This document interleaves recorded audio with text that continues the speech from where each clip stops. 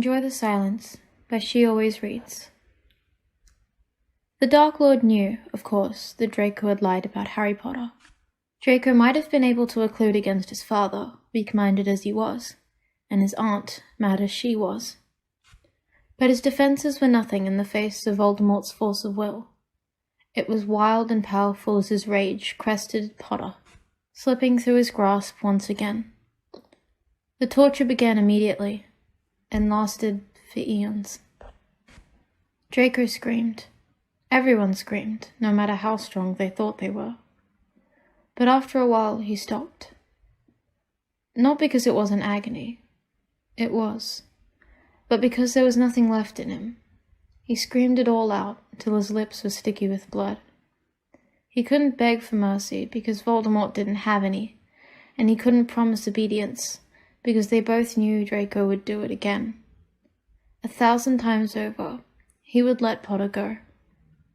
So Draco lay, writhing in agony, but utterly without regret, and held on to his sanity with the knowledge that, with this one lie, he had voiced the most important words he would ever speak. Draco survived the war, thanks to Potter. How many times could he be saved, Draco wondered, as Potter gripped his sweaty hand and hauled him out of the fire. He survived the war, and he survived the trials, and he even survived coming back to Hogwarts. He was faintly stunned McGonagall would have him in the building, given what he'd done. But she stood, stalwart and straight-lipped as always, and welcomed him personally, along with every other returning 8th year, as though he was like any other student. He got a tattoo near the end of the silent school year. He apparated into Glasgow on a Hogsmeade weekend and found a tattoo shop. It was Muggle, clean and neat, with benches arrayed under art-covered walls. Draco sat under the needle without flinching, even though his tender skin was painfully red by the time the artist was finished, and held up the mirror for him to look at himself, newly marked. Pansy saw it and smiled. She kissed him on the mouth and said, "I love it, darling, and fuck the rest of them." Then she sat close to him, between him and the fire, and when she overheard a 7th year whispering slanders against Draco, she snapped loud enough for the whole common room to take note. "You should be personally glad that Draco's not speaking, Letitia, because he wouldn't need to use a curse to eviscerate you." Then she settled down and told Draco that she'd slip some itching powder into the girl's knickers drawer the next chance she got. McGonagall frowned in that new way she had that looked more like sadness than anger, and continued to teach him ways of casting non-verbal spells. Potter just stared with those newly darkened eyes of his focus dropping from Draco's face to his throat, to the contrast of black ink on pale skin, always watching. 5 years later, Potter's eyes still dropped from Draco's eyes to his throat, revealed now by the softly worn neck of his very Muggle t-shirt. His gaze lingers. There are new additions to Draco's collection of tattoos for him to look at. The bold script of "Enjoy the Silence" is flanked now by delicate florals, and there's a question mark on the inside of his elbow, a reminder to question himself. Draco is still silent, but it doesn't seem to bother Potter. Potter just says, "Do you want a drink?"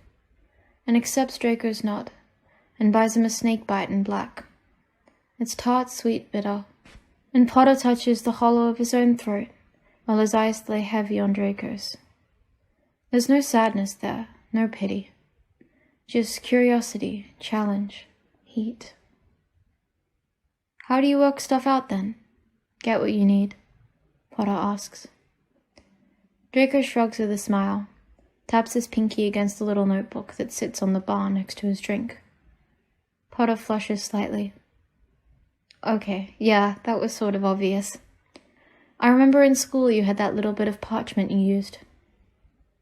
Draco opens the book and uses a Muggle-friendly biro to write with. It was charmed, easier. And Harry nods sagely, then orders them another drink, after a nod of assent from Draco. It turns out that Potter is happy enough with quiet. He doesn't babble to fill the silence like people usually do. Instead, he settles into it like it's something tangible, something comfortable that he's content to be wrapped in.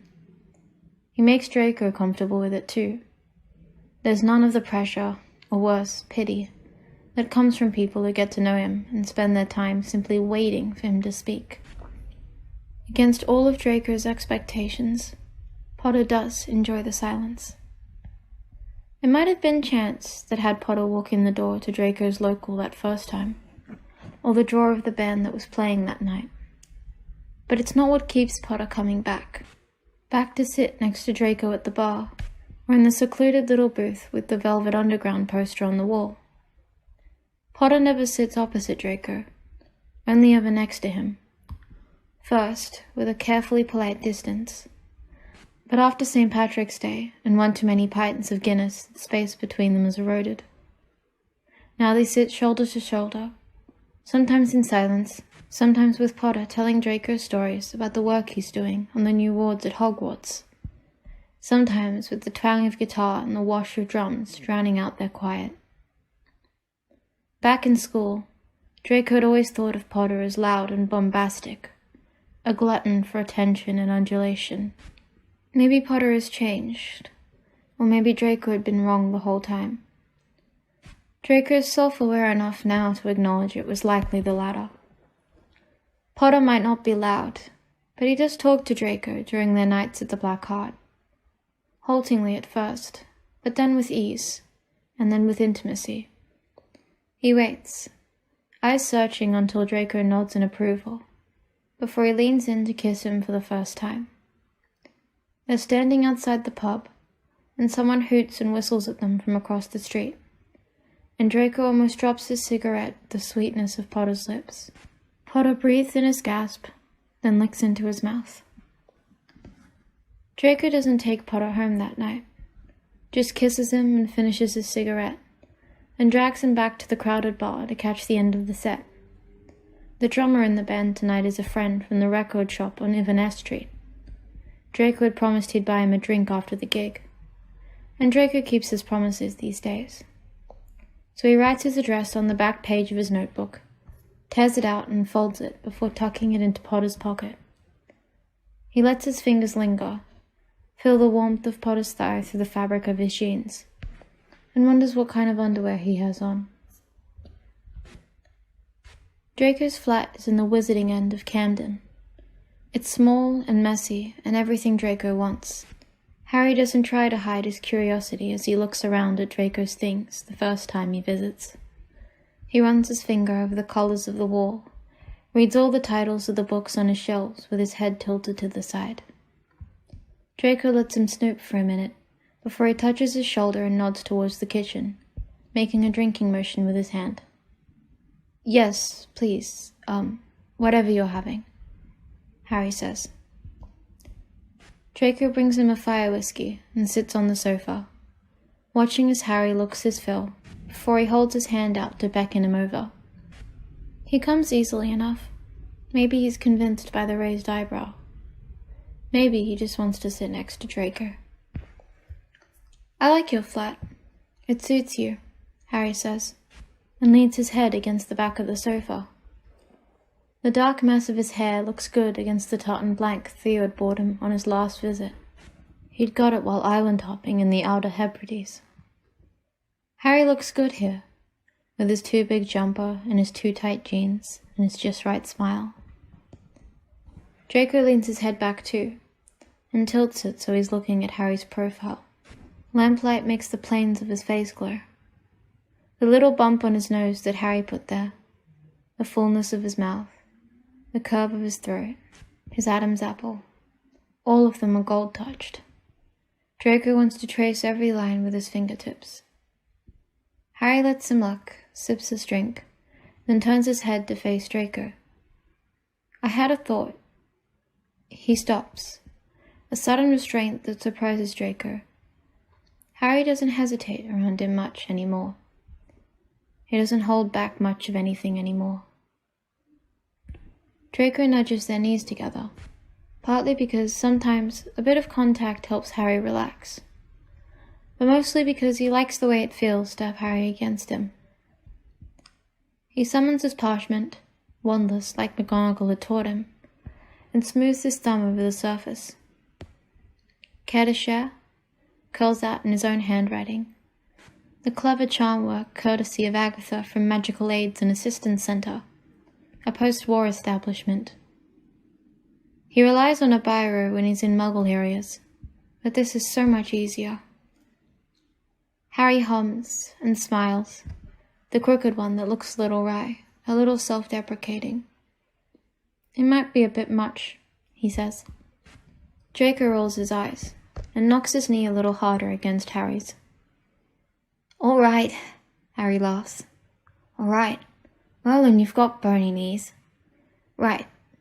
Obviously, feel free to tell me to fuck off. Yes, I know, you'll never feel less than free in that department. But how good are you at legitimacy? If Draco still actually spoke, that might have stunned him into silence. They haven't even had sex yet. Harry doesn't look nervous, despite his hesitation. He just waits with that same patient lack of expectation that makes Draco so comfortable around him. So Draco takes his time, feels around the idea of it. No one's ever suggested it before, not because it isn't an obvious solution, but because who would let him into their mind? That's, he writes, and Harry takes a breath to speak, but is quiet at the narrow-eyed glare from Draco. Shh! Give me a minute. It's quite mad, really, despite the logic. It's mad because it's legitimacy. It's sharing their thoughts, their memories, their feelings. Draco might not like what he found. Harry might not like what he found. Things feel easy between them now. It is easy, but it's also complicated. Not speaking makes it easier, and this would be a step right into the maelstrom of their complicated insides. Harry might have the appearance of a simple man. He likes his lager and pints, his music loud, and apparently he likes his men slim and blonde. But Draco knows better. That's a bold suggestion, and no, before you ask, I'm not surprised you're bold. He paused, his thumb brushing the parchment, an enchantment waiting for him to commit to his line of thought. How good are you at occlumency? Oh, absolute shit. Draco doesn't bother trying to stifle his laugh, only rubs his hand over his eyes and then peers at Harry. He's sitting there, smiling, and perfectly relaxed at the notion of letting Draco rummage around in his head, just so they could speak without a piece of paper between them. Might be weird, Draco writes. Might be bad. Harry turns, tucking his knee under him so he can face Draco properly. We don't have to. I just thought it'd make it easier for you. Easier for Draco. So, you're happy to keep it to parchment and notebooks? Draco asks. Yeah, I am, Harry says, and then he reaches out and touches Draco's bottom lip with one callous thumb. I'd worried about when we'd have sex. Draco nips at his thumb, for the presumption. Yes, when? Come on. Harry laughs, and then sobers quickly. I was worried about what would happen if I did something you didn't like. But I reckon I can be confident in your abilities to convey your opinions, parchment or no parchment. Draco agrees, and climbs up onto Harry's lap to show him how much. Ready? Harry whispers. Draco nods, and gentles his grip on his wand, and then casts, silently like always, Legilimens. Harry's thoughts are quiet, and there's a flicker of a memory of Snape's angry face, but that's quickly brushed aside by Harry, and in its place comes a gentle wash of memories and thoughts, and every single one of them is about Draco. Draco's tattooed throat, pale and framed by his school shirt, accompanied by the shock swell of Harry's sudden arousal and curiosity. Draco's hand around a pipe at the pub, beer-scented air and rolling drums, and a sense of comfortable familiarity. Their first kiss, smoky and new, and thrilling from Harry's perspective. That evening on Draco's sofa when they'd first discussed this, the way the lamplight had hit on his blonde hair, the feel of the blanket under Harry's back, the feel of Draco's hands on him, the feel of Draco's mouth on him. "Straight to the good stuff, are we?" Harry asks. And their mouths are already so close. Draco knows you don't need proximity for the spell to work, but he wanted it. Needed it, maybe. So Draco kisses him, and the pleasure of it echoes back and forth across the silk-soft shoreline of their consciousness meeting. It washes over Draco, and he feels it as it draws back into Harry. One of them moans, but both of them mean it. After a while, it becomes normal. Harry asks him what veg he wants with dinner from one aisle of the supermarket, and Draco answers silently while he picks up a baguette from the bakery section. Draco lies back on the sofa and imagines a huge spread from the local Indian takeaway in increasing detail. Sight, scent, taste, until Harry cracks and grabs his wallet. Harry begs for more, and harder, and Draco gives it to him. Sometimes, it's as complicated as Draco had worried it would be. The war is over, but the hurt isn't. Not all of it. Not all of the time. Bubbles of anger and fear and desolation rise from the depths and pop, desperate and crushing, in the middle of a film or a walk or an argument. Draco draws back the first few times. He strips himself out of the connection like it burns. Because it does. It hurts to remember. It hurts to have Harry see it, almost as much as it hurts to see what Harry has lived through. It's Harry who pushes through, of course. The first time he casts Legilimus on Draco, it's halfway through a film. One about a man with a vest on, and bare feet, and loads of guns. And Draco has just thrown himself out of the spell, because Harry had suddenly remembered what it felt like to walk over broken glass. Draco was already writing, I'm sorry, I'm so sorry, I didn't mean to look at that, on his parchment, when Harry casts, and breezes into Draco's mind. Cool and calm and not angry. Not one bit. It's okay, Draco. It's okay. I don't mind you seeing, but I trust you. Silence reigns in the wake of that. Harry looks surprised at his own daring, for the trust or for the admission Draco can't tell. And Draco is aware his own mouth is slack. He swallows and looks down where Harry's hand covers his, and that awful scar is still bright white on Harry's skin. And Draco knows that despite Umbridge, despite everything, Harry is the truest person he knows. He wouldn't say it if he didn't mean it.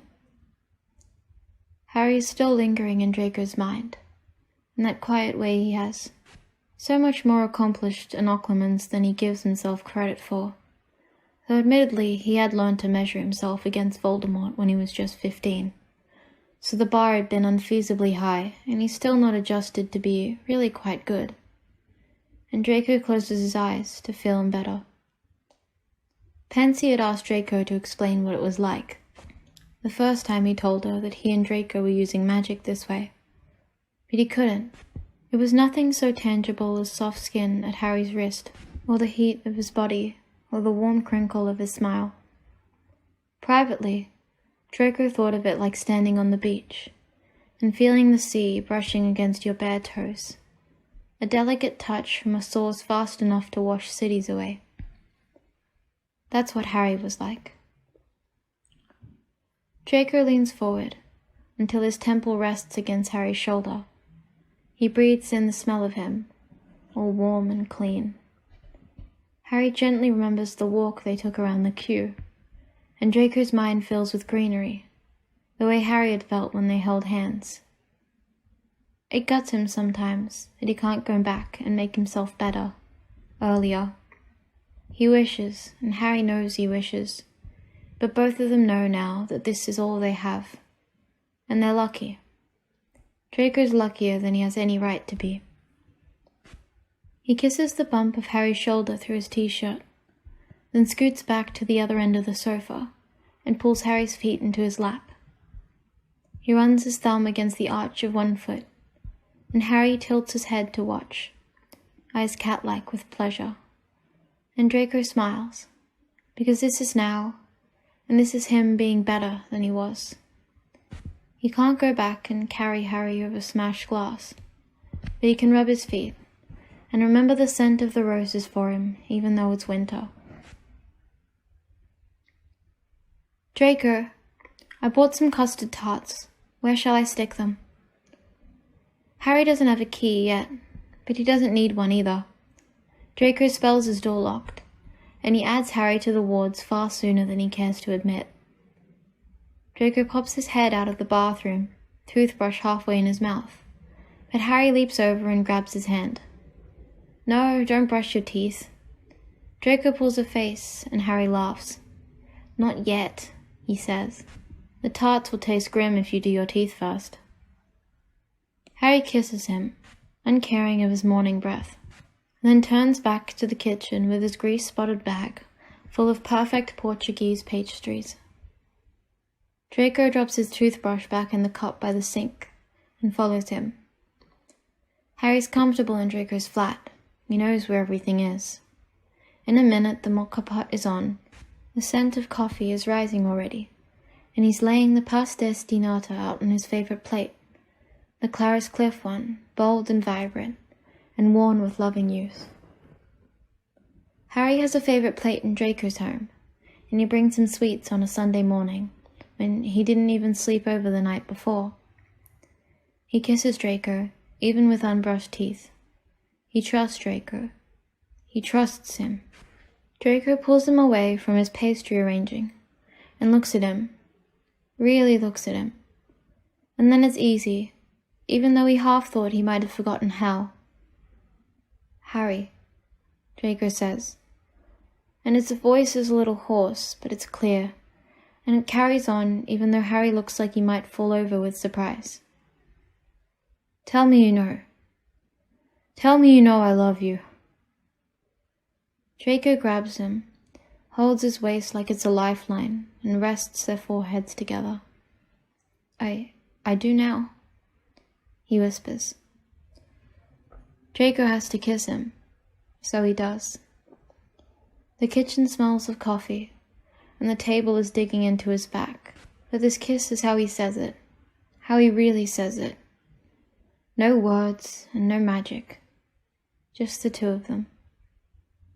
Later, in bed, after feasting on flaky pastry and meltingly creamy custard, and then kissing, until kissing turned into another kind of feasting altogether, Harry finally speaks.